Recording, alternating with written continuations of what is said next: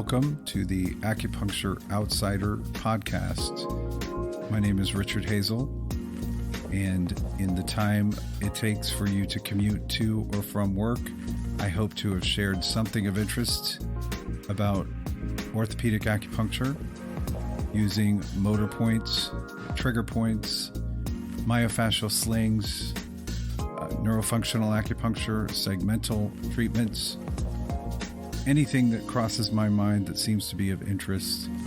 I hope you'll enjoy it.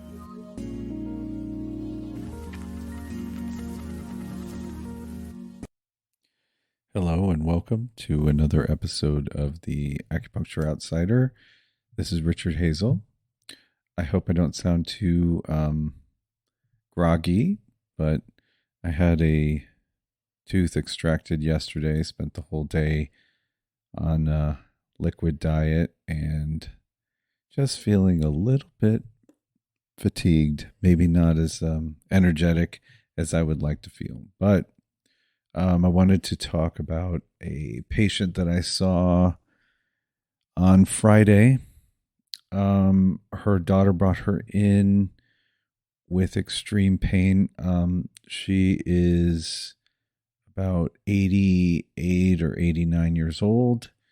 Her daughter had her in a wheelchair because her knee pain is so bad that she can't even bear weight on her knee.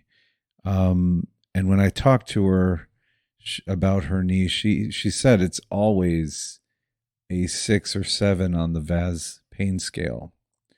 So even when not moving, even just sitting, she is at a 6 or 7. So pretty tough. She has osteoarthritis in both knees. They said both knees are quote unquote bone on bone.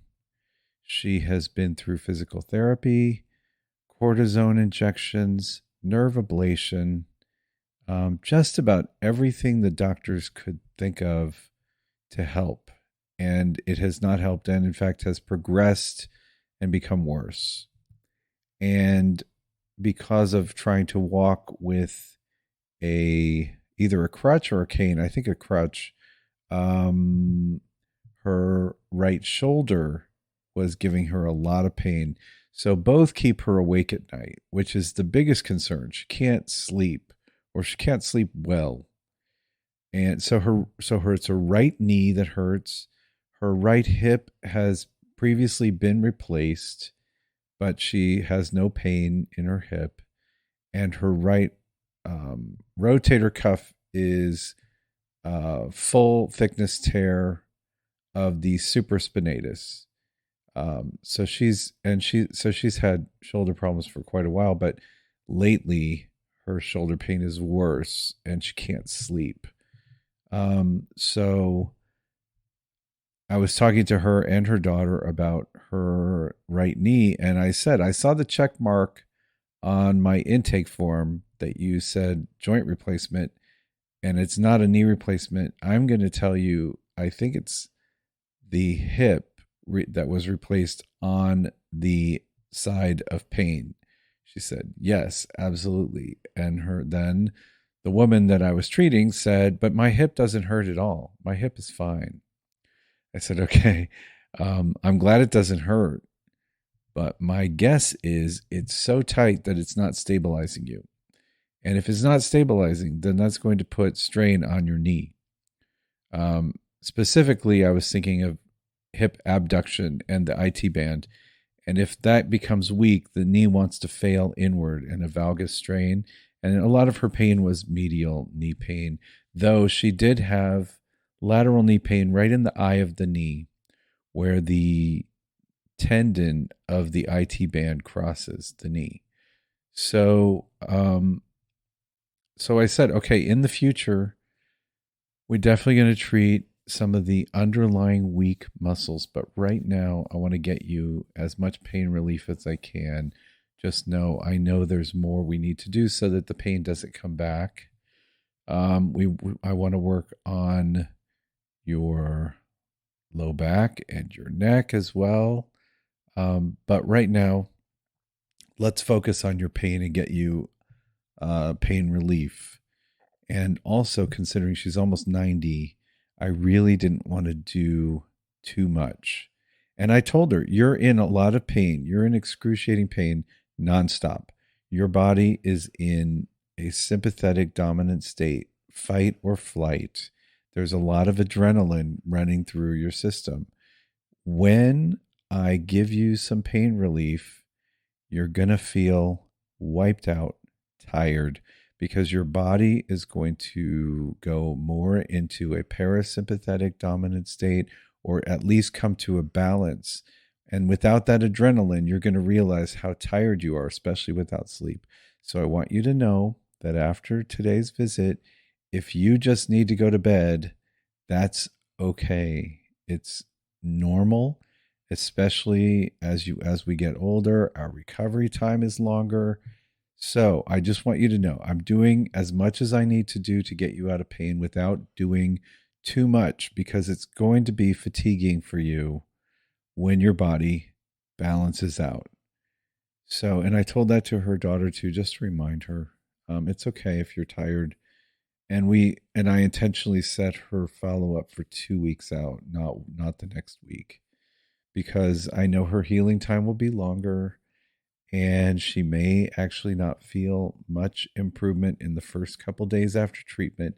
I'd like to see how long it takes for her to feel better, less sore, so that I'm not treating her maybe 7 days after the first treatment and she's still sore from the first treatment. And that was my concern once I realized how ischemic her hip abductors were. So I'll tell you what I did. I treated her quads and gracilis. If you know my episode about my controversial knee pain treatment, where I'm just like, okay, just do these points, and then they'll feel better, or very often feel better. So I did the quads. I did the rectus femoris, the vastus lateralis, vastus medialis, and the gracilis to start. She also was showing knee pain that seemed more like the upper tibialis anterior area and the upper area in that like spleen 9 area, basically tibialis posterior, seemed to be the big sources of pain in that area. So I treated her tib posterior and her tib anterior. So then she was on her side, and I treated her. Oh, okay. I said I was going to treat 2 points, and then I decided once she was on her side that I needed to treat 4. So I said, sorry, I lied about that, but it's only 4 points. Because when she was lying on her side, her gluteus minimus area was rock hard. Her TFL area was rock hard. She winced when I pushed on her gluteus medius and piriformis. So I said, okay, we've got more here than I thought. We're going to do all 4 of these points. And she had nice movement of the needles after a couple minutes. So I was really happy to see that. That's a really nice, healthy response, especially for someone in their 80s. And I left the stim going while we talked for about up to 5 minutes. Maybe it was 3 or 4 minutes. And then I saw that her TFL just was not moving much. Took all the needles out, put 1 needle into the TFL, used my pointer to stimulate it, and then was able to actually wake up her TFL in a really good way. It really loosened up and softened in such a good way, and to the point where I was actually seeing the IT band pulsing while working on her TFL. And I pointed that out to her daughter so she could see how this really affects the knee. So that's what we did for the knee. For her right shoulder, all of her pain seemed to be anterior in the deltoid and the coracobrachialis, and then her middle deltoid was definitely causing pain into her arm. So that's what I treated. the middle deltoid, the anterior deltoid, the coracobrachialis. And she seemed then to also have little tight band in her anterior deltoid that was still giving her pain. So I took a chance and I got a little twitch out of it. Um, I I was, in my head debating, okay, she's like almost 90. Should I do a trigger point on her first visit? And then I'm thinking, but she's not sleeping because of this pain. So let's just take the risk and hope that it helps. And it did. She could definitely feel less pain. She felt some soreness, but she felt less pain. So, and I warned her and her daughter that she may have some discomfort for a day or two, and if she is able to take an ibuprofen, she should do so. And she does. Apparently, she does take ibuprofen. So I said, okay, so if you're having a lot of soreness from treatment because we're waking up a lot of these muscles, then just take an ibuprofen. Use heat pad, um, any sort of massage you can do. But really, just know that you'll feel better. It's gonna take you a day or two to recover. Um, and while she was lying on the table with the bolster under her knee, before I started the treatment, I asked her if she still was having knee pain, and she was. Once I was treating, the needles were in. I asked her, and she had zero pain in her knee. And when she was able to sit up with her daughter's help, and I stepped out so she could change clothes and get into her wheelchair, she said she felt better. She said, thank you. That really did help. So we'll see. We'll see. I'm guessing, and I asked her for a VAS scale, and I think she said a 2 or a 3.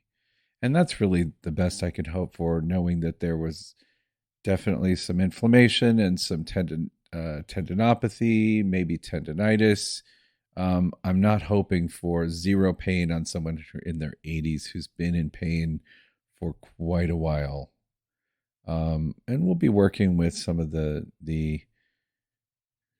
sensitized lumbar segments, I'm sure. But the goal for that visit was get her so she can sleep at night, and then she can heal, and then we can move forward and do more. Um, but it made me really sort of reflect. I was talking to her about it. I said, "Listen, you know, it's really, really common that ageism affects the doctor's interest in pursuing anything beyond just normal standard of care. They're not going to say, okay, what if it's something else? What if it's muscular? Um, they're pretty much going to stick with their standard of care. And I think ageism definitely affects a lot of my seniors' care, because very often, if they had the same presentation at 40 years old that they have at 80, I really think that the doctors would think more about what else could be going on here. I will say that they did send her to physical therapy. So that's a good thing. Um, why was the physical therapy not successful? Probably because her muscles had become so tight and ischemic that they couldn't be exercised into strength. They were way too tight. I think it probably was causing her more pain to do the physical therapy than it was helpful.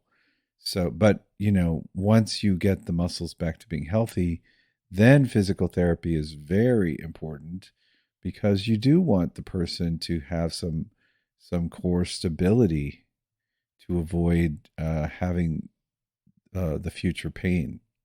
So, but I see it all the time that people are told, something to the effect of, well, at your age, this is to be expected. Like she's having pain in a 6-7 on a constant basis, and they kind of throw up their hands and say, well, we've tried everything, you know, um, medication, injections, nerve ablation.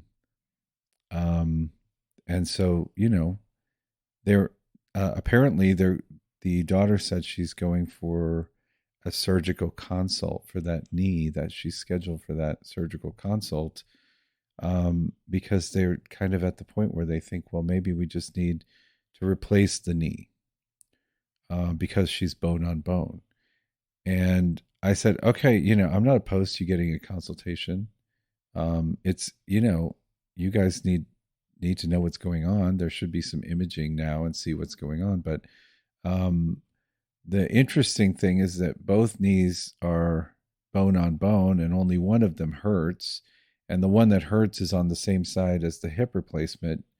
So there is an argument to be made that we should try a few sessions of acupuncture before you decide to do surgery. In my experience, if the surgery is being done because of unaddressed muscle imbalances, then you're just going to be right back here after the surgery, because the muscle imbalances will not have been corrected by the surgery. And you're going to go into the same problem that you had before, because those muscles are still not stabilizing. So it's definitely worth us trying to correct muscle imbalances to see how much that relieves the pain before a knee replacement on someone in her late 80s.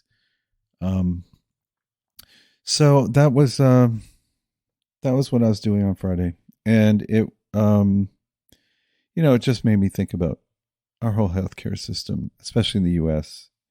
We're so fixated on medication that we don't see the issues that are being caused by musculoskeletal imbalances, postural issues, ergonomic issues, post-injury muscle shortening.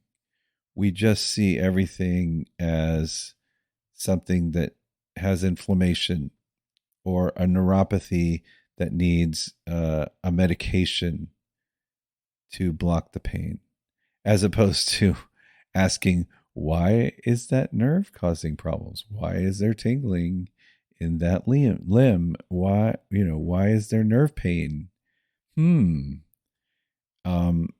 Unfortunately, our medical system just sort of throws it up its hands and says, well, we looked at the spine and that seems fine. So I don't know what your problem is. Or someone's in a lot of pain after they've had a major surgery. So they've had their hip replaced and they're still in pain. And then, eventually the doctors do another MRI and they say, no, this is beautiful. My work is beautiful. I don't know what your problem is.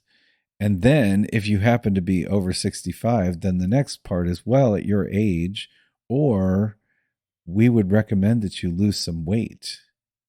Weight gets blamed a lot for hip, knee, ankle, foot issues. And while it absolutely can make things worse,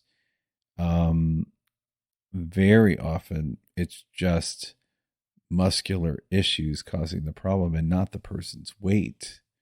Because there's plenty of pretty heavy people walking around without knee pain, ankle pain, joint pain. So it can be done. And when the muscles are healthy, then it is fine. So it's just unfortunate, because I just think there's this missing area in our medical, expertise that we absolutely need, especially for our seniors. We can't keep putting everyone on medications for everything. So many, my intake asks, like, what medications are you on? And it's like a list. It's like this huge list of medications. I'm like, oh my God.